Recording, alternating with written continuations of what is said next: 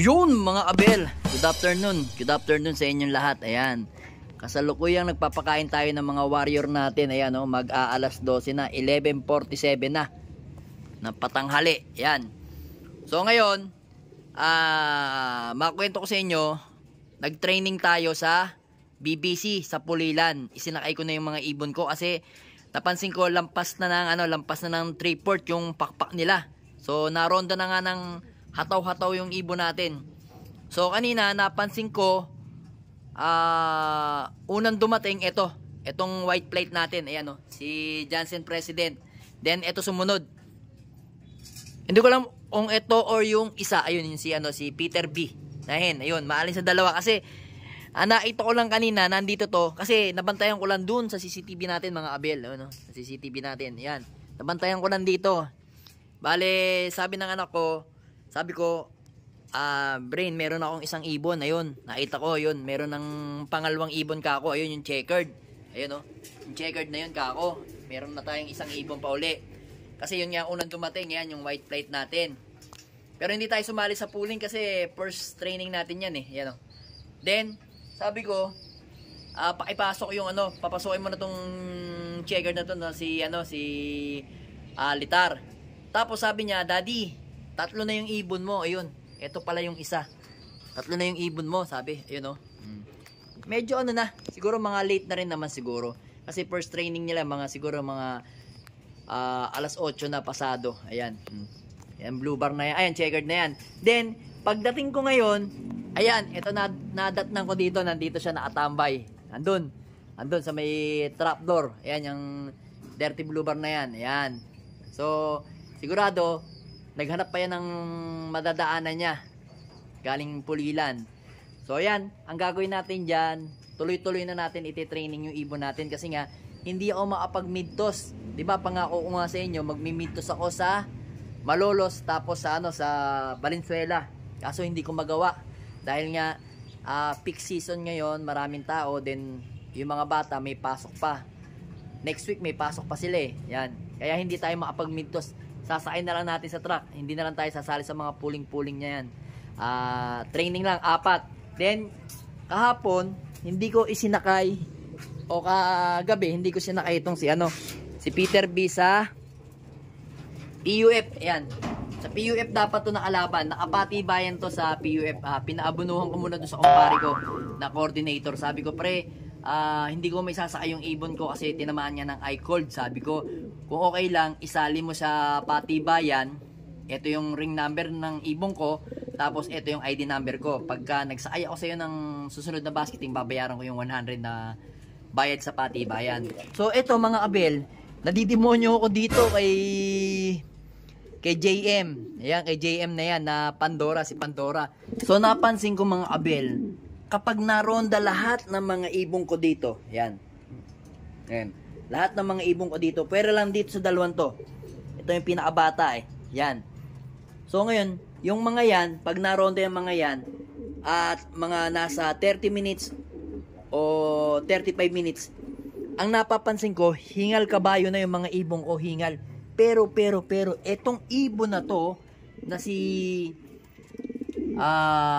JM na Pandora, ay JP na Pandora, yan yung hindi hinihingal habang rumoronda. So ngayon, nagdadalawang isip ako kung ilalaban ko ng BBC South. Kasi nga, naka BBC Summer yan. Ayan yung yellow. Summer. Ayan mga abel. So napapaisip ako sa kanya ngayon kung ilalaban ko ba siya sa South o sa Norte. So, ano kaya mga abel? Suggest kayo kung ilalaban ko ba siya ng, kasi malaki yung all bird ng all bird ng BBC. So ito naman is young bird ng BBC. Pero may edad na. Kita nyo mga abel. Ayan Last first primary na lang yung kanyang yung tumutubo yung first primary ito to. Ayan Kita nyo. First primary na lang. Ayan Ay dumugo pala. Ay hindi natin ilalaban. Ayan. Hindi natin siya mailalaban mga abel. Ayan. Dumugo eh. Ayan Teka, anin natin. Palinawin natin. Dito ka muna darling sa baba. Ayan. Ayan Dumugo pala ang pakpak ni JP. Ayan. So yan, wala yan. Malamang bubunutin natin yan pag nagkataon. Kaya nga, siguro hindi talaga siya nagpapalaban. Kasi nadidemonyo ko. Kung ilalaban ko ba siya o hindi. Ito pa, sa kabila darling. Tingnan ko lang. Pati pala tong kabila, dumugo. Ayan. So hindi na nga natin siya ilalaban yan pagka ganyan mga abel. Summer na talaga siya. Ayun, binigyan mo ko ng binigyan mo ko ng sign. Aray ko. Para hindi kita mailaban. Ayan. Hindi na lang natin lalaban yan. So ito, ayan. Si Peter B. Na asawa ni JP. Ayan na yung mga black check natin. Nagro-rondahan. Nakita nyo ang gaganda. So yun. Bali ang nanay neto na si Black Victoria. Tsaka to. Tsaka saan pa isa? Ayun yun. Black Victoria. Ayan. Ayan. Kukunin na sa atin bago mag Pasko. Yan, ipapa-shipping na natin uli. Yan. So, pasi-shipping natin sa South. Kasi may nakuha siya sa atin na isa na kapatid ni Peter B. So, kung hinahanap nyo pala ngayon kung hinahanap nyo pala si pangalan to, si Rigor. Wala na po si Rigor ngayon mga abel. Si Rigor po kasi is may nakakursunada. Young bird po siya ng South. Ayun, yung blue ng BBC. So ngayon, ang nangyari, pinasyalan dito. So lagi niyang tinitingnan si Rigor dito. So ngayon, ang balak niya kasing kuhanin sa atin is yung isang ibon doon na breeder. Ngayon, umalis siya, wala siyang dalang ibon. Naligaw nga siya, papunta nga siyang Clark. Dinaanan niya lang talaga yung ibon na kursunada niya doon. So ngayon, hindi niya kinuha. Sabi niya sa akin, pre, meron ako nakursunadahan sa ibon mo. Name your price. Type na type ko yung ibon. Sabi ko, sino? Di ba ang pinag-usapan natin yung breeder ko na kaso may nakakuha na ng iba nun si Lady Victoria. Sabi ko, si Lady Victoria. Pero, ang sabi niya, pre, hindi si Lady Victoria ang nakita ko. Si Rigor. Name your price. Gagamitin ko siyang breeder. Magandang breeder yan. Sabi ko, sige. Sabi ko, presyohan mo kung ikaw na bahala ka kung magpresyo, baka magkabangga kami. Sabi ko, yun. Tapos sabi niya, sige, ganitong presyo. Yun, binigay ko na, mga kabel. Kaya, kung hinahanap niyo si Rigor, na asawa ni nito.